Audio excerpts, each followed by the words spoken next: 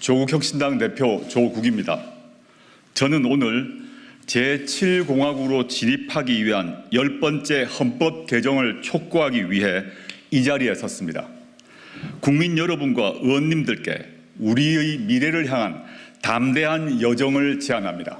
헌법은 나라가 돌아가는 근본 원칙입니다. 국민의 삶은 이 안에서 이루어집니다. 현 세대와 미래 세대의 가치와 지향을 담고 있습니다. 그래서 대단히 중요한 규범입니다. 현행 제6공화국 헌법은 국민들께서 길고 긴 투쟁 끝에 1987년 피 맺힌 60항쟁을 통해 일궈낸 것입니다. 영화 변호인, 남영동, 1987 등을 상기해 보십시오. 그런 투쟁과 희생으로 만들어진 현행 헌법의 요체는 두 가지입니다. 독재 종식과 대통령 직선, 그리고 자유권 보장입니다. 37년 한 세대가 훌쩍 지났습니다. 다른 선진국가에서 200년에 걸쳐 벌어질 일이 그새 우리나라에서 재현되었습니다. 중진국이던 대한민국은 선진국 문턱에 서 있습니다. 국제통화기금 외환위기, 2차례의 남북 정상회담, 1차례의 대통령 탄핵, 5차례의 평화적 정권 교체가 이루어졌습니다. 정부 부재에 의한 사회적 참사가 잇따랐습니다. 국민은 이제 국가란 무엇인가? 국가의 존재 이유를 묻습니다. 권력이 군림하는 게 아니라 봉사해야 한다는 당연한 요구를 하고 있습니다. 겨우 연명할 정도가 아니라 사람답게 잘 살 수 있도록 국가가 보장해야 한다고 말씀하십니다.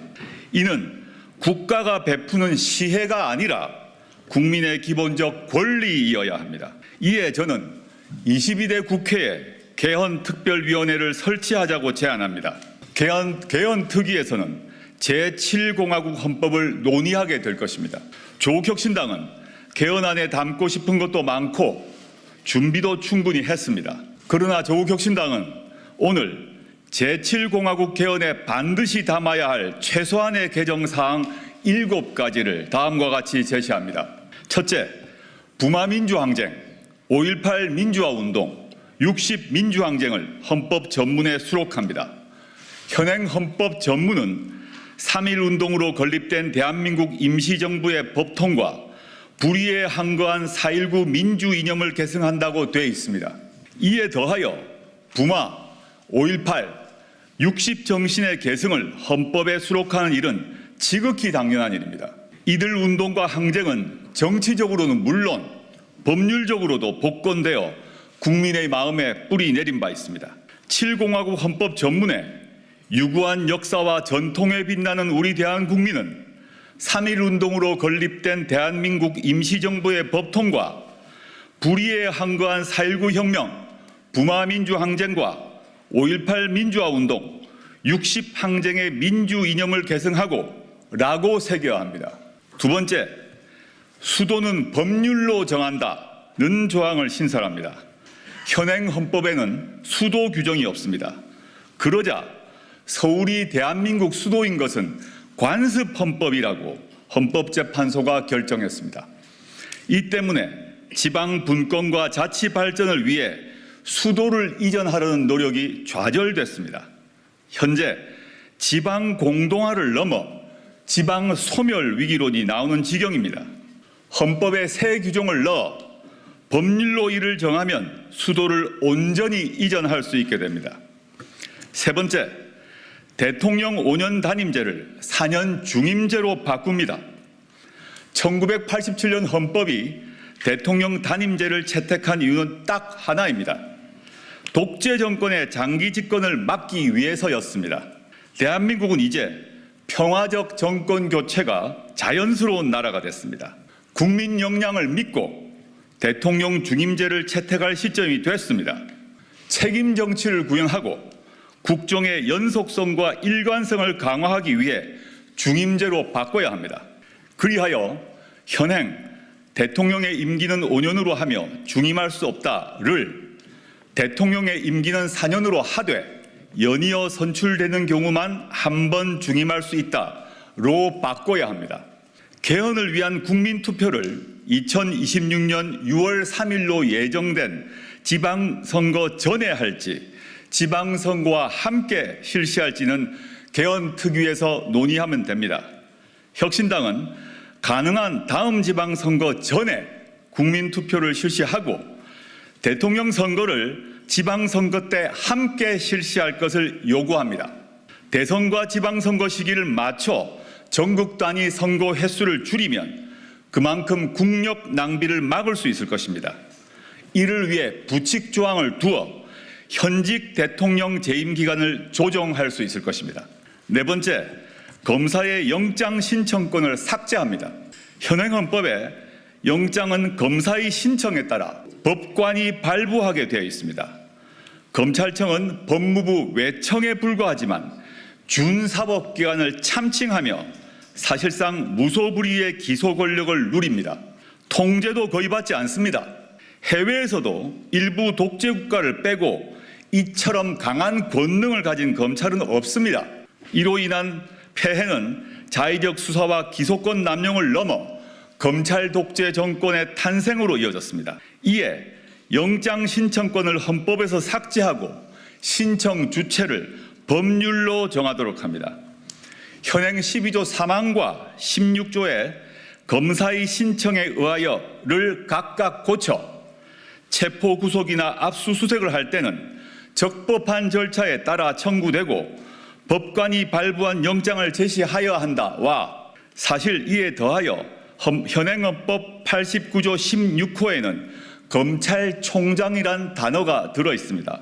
추후 검찰청을 기소청으로 바꾸게 되면 바꿀 계획을 저희는 가지고 있는데 헌법이 바뀌지 않으면 검찰총장이란 단어를 유지해야 됩니다. 이런 점에서 추후 개헌특위에서 검찰총장이란 단어 역시 바꿔야 한다고 생각합니다.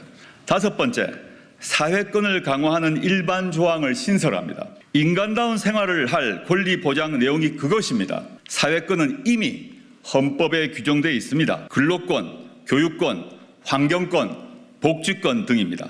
다만 현재의 각 사회권 권리 증진을 위해서는 국가가 노력하여야 한다라고 되어 있습니다. 이를 국민이 각 권리를 가진다, 즉 사회권에 관한 권리를 가진다라고 선언해야 합니다. 지금처럼 최저 한계 보장이 아니라 인간 존엄성이 보장되면서 삶의 질을 유지할 수 있는 권리를 국가가 적극 보장토록 하는 것입니다. 이에 모든 국민은 장애, 질병, 노령, 실업, 빈곤 등 다양한 사회적 위험으로부터 벗어나 적정한 삶의 질을 유지할 수 있도록 사회 보장을 받을 권리를 가진다. 모든 국민은 임신, 출산, 양육과 관련하여 국가의 지원을 받을 권리를 가진다. 모든 국민은 쾌적하고 안정적인 주거 생활을 할 권리를 가진다 등의 조항을 신설합니다. 추후 기후환경 문제에서도 추가되어야 될 것이라고 믿습니다. 민생이 선진이 되는 나라에서 국민이 누릴 사회권을 헌법에 명기하자는 것이 저희의 요청입니다. 여섯 번째, 동일가치 노동, 동일 수준 임금을 명문화합니다. 고용 형태, 인종, 종교, 성별 등에 관계없이 동일 직업에 종사하는 노동자에게는 동일 임금 수준을 적용하고 노동의 양에 따라 임금을 지급해야 한다는 인식은 이미 국제적으로 인정되고 있습니다. 국가는 동일한 가치의 노동에 대해서는 동일한 수준의 임금이 지급되도록 노력해야 한다라고 헌법에 써놓아야 합니다. 일곱 번째, 토지 공개념을 강화합니다.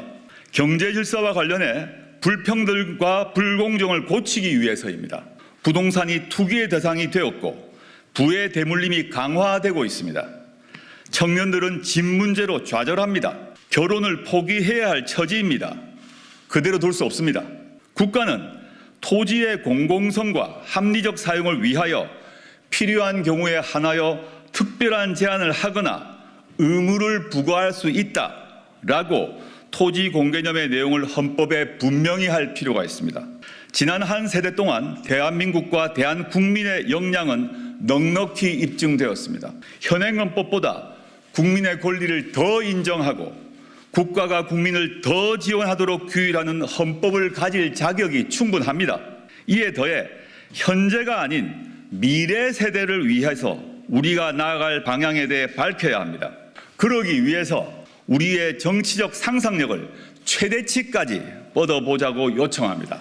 왜 안 되는지가 아니라 왜 해야 하는지를 논의합시다. 국민의 요구사항은 더 다양합니다. 잘 알고 있습니다. 향후 논의 과정에서 넣거나 빠질 것입니다. 저는 정치권과 국민이 참여하는 열띤 논의를 통해 결정될 것이라고 믿습니다. 우리 헌법 1조 2항은 대한민국의 주권은 국민에게 있고 모든 권력은 국민으로부터 나온다라고 돼 있기 때문입니다. 22대 국회가 열리면 국회와 국민 모두 개헌을 논의합시다. 감사합니다. 지금부터 중요한 사항을 말씀드리겠습니다. 약 1분만 집중해서 들으시길 바랍니다. 제가 유튜브 구독자분들을 위해 특별히 준비했습니다. 이슈 뉴스만 잘 챙겨보셔도 충분히 돈을 벌 수 있는 방법이 있다고 말씀드렸는데요. 이 사진을 보시면 어떤 생각들이 드시나요? 단지 이런 뉴스가 있구나는 생각뿐이라면 잘못 생각하고 계신 겁니다. 그 이유가 무엇이냐면 제가 6월 말 7월 초에 뭐라고 말씀드렸나요?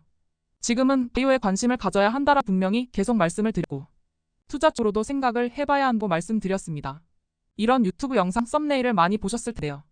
이런 바이오 관련 이슈가 되었을 때 투자자 또는 부자들은 어떤 생각할까요?